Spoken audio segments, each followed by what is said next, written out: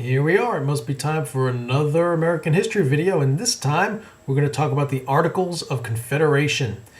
Articles of Confederation was the first Constitution of the United States. You probably know that by now, but it was the first framework that we have for the United States government. A constitution is a framework for a system of government. It doesn't have all the details, it just lays out the skeleton, and later on, people in government will then add to it and give it its shape. But really, this is just the skeleton, the framework for the system of government.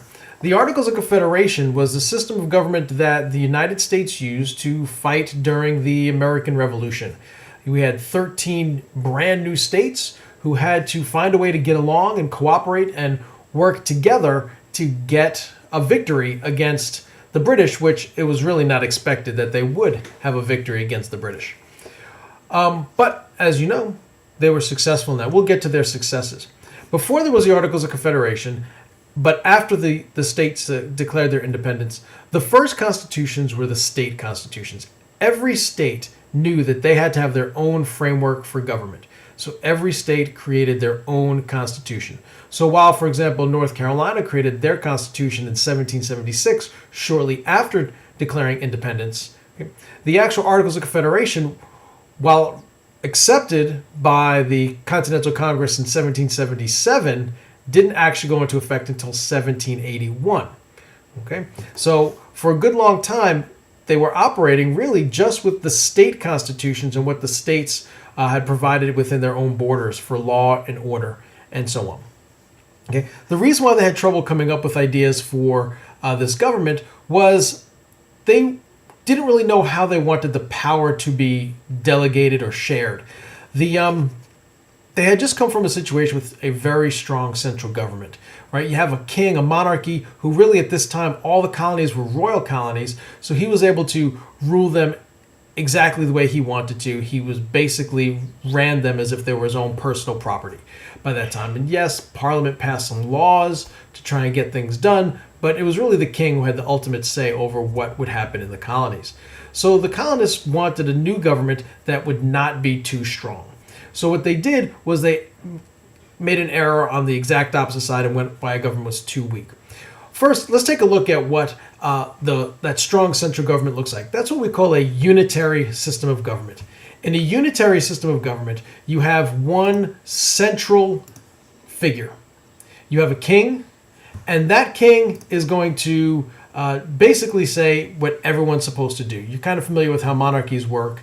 A king has its power, claims it has some religious connection through ceremony, something like that. Okay, so you've got this one king, and you've got 13 colonies.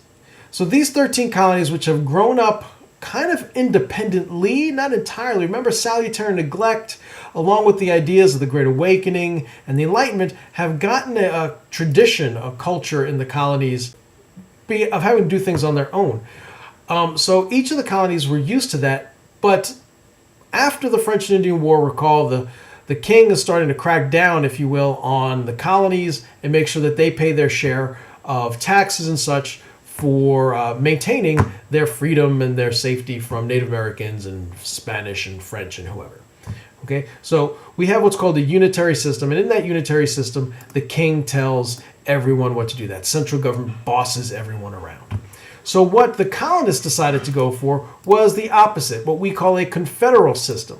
We still have the same 13, now they're states, but instead of having a central government that tells them what to do, each of the 13 states instead will tell the central government what to do.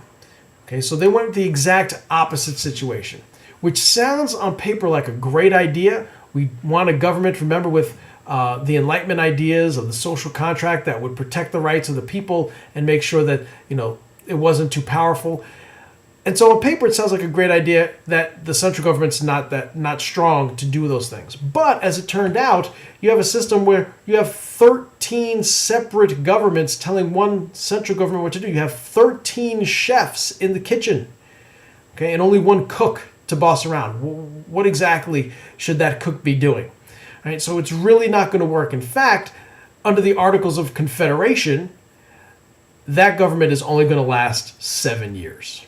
Okay, 7 years until the U.S. Constitution is ratified in 1788. So from 1781 to 1788, we have the Articles of Confederation. If they had been any good, they'd have lasted longer, or we'd still have them today. But we don't, and there you have it. Pretty weak. And we'll talk more about when or how they realized the Articles of Confederation were too weak a little later on. But right now, this is where we're getting started. Let's talk about the Articles of Confederation themselves. The Articles of Confederation are a weak central government, okay? The states were reluctant to give up power. They have this ongoing struggle, this struggle that governments have had for the longest time and continue, even the United States today. That question of, and it leads to a lot of problems, autonomy versus sovereignty.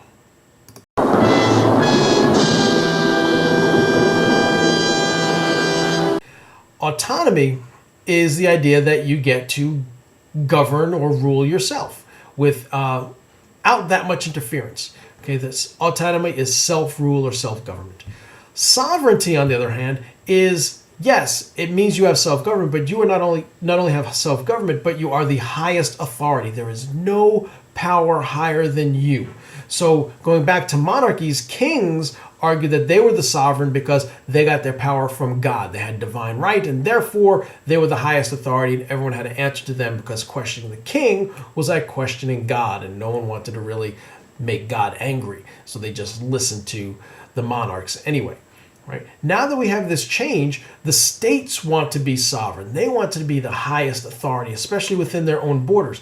Someone in North Carolina didn't want to be told what to do by someone in New York, for example. And so we're going to try and maintain this sovereignty thing, okay? And each state wanted to also remain autonomous. So eventually we're going to have this struggle over, hey, if this is a United States of America, are they going to work together, or are they going to still maintain their own individuality?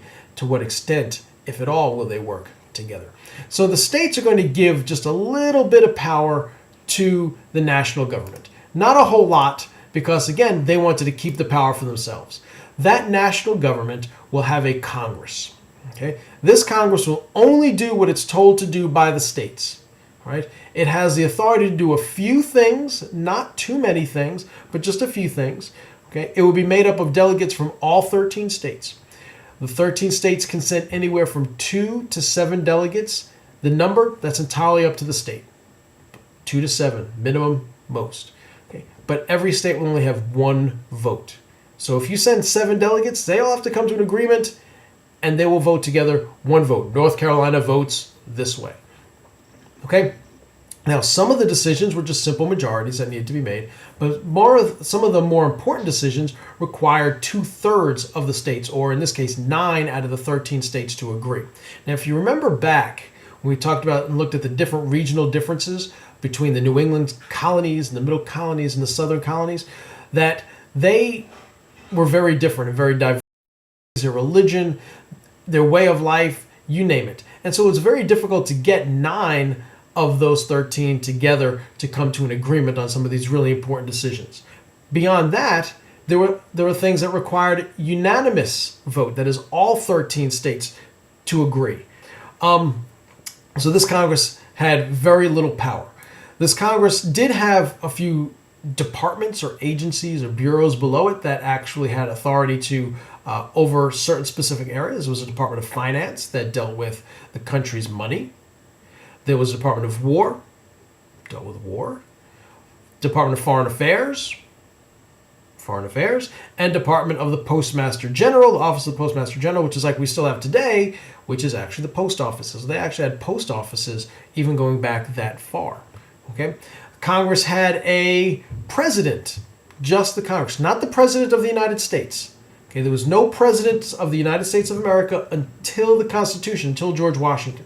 But we have a President of the Congress, the person who runs the meetings of the Congress, which is pretty much all he had the power to do. Okay? So don't be duped if someone comes across and say that the United States had presidents before George Washington. No.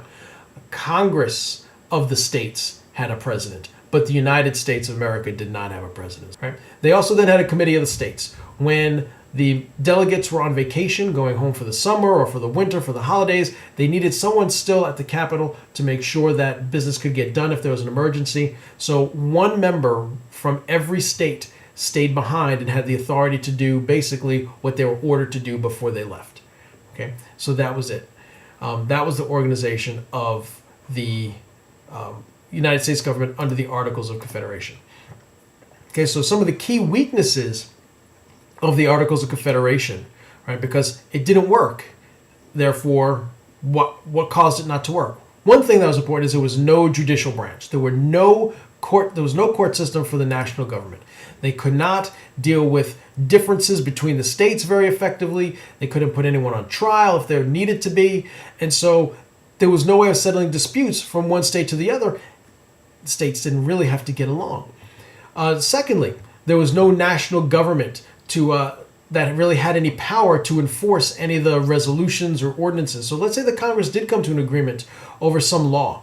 They had no authority to then force the states to do it. Okay, that's pretty important. I'm going to tell you, you can't do this. And then the states come back and say, you can't stop me. All right? How good is a central government if it doesn't have the power to enforce its laws?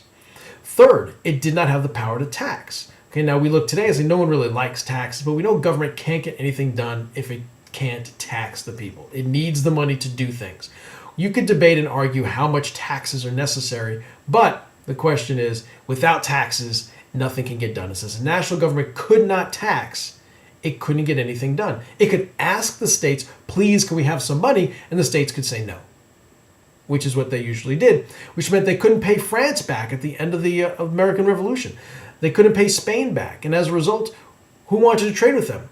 It wasn't long before there was the fear that the United States was going to be seen as a joke, just ready to be attacked and picked by the British again, or by the French. Right? And so there was that genuine fear, and that was over our finances. They couldn't regulate trade between the states. Fourth, they could not regulate trade between the states. Interstate commerce. Okay, so one state could have a rule, the other state could have a rule. If there are different rules, how are they going to trade with each other? Okay. Fifth, as I said before, things like treaties, making coin money, finance. Question about the Army and Navy require 2/3 of the states. That is 9 out of the 13 states in order to come to an agreement on that for anything to pass. And lastly, unanimous agreement was needed for tariffs, amending the Articles of Confederation, and ratifying the Articles of Confederation.